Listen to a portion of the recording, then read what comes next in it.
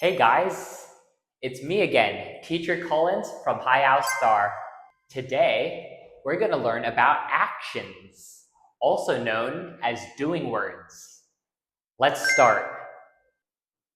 Run, run, jump, jump, catch, catch, talk, talk, swim, swim, and fly, fly. Can you run?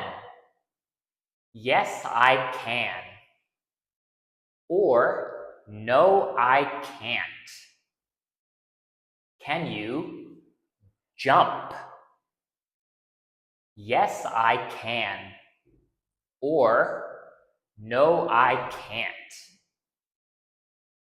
Can you catch? Yes, I can. Or, no, I can't. Can you talk? Yes, I can. Or, no, I can't. Can you swim? Yes, I can. Or, no, I can't. Can you fly? Yes, I can. Or, no, I can't. Can you remember today's action words? Repeat with me. Run, jump, catch, talk, swim, and fly.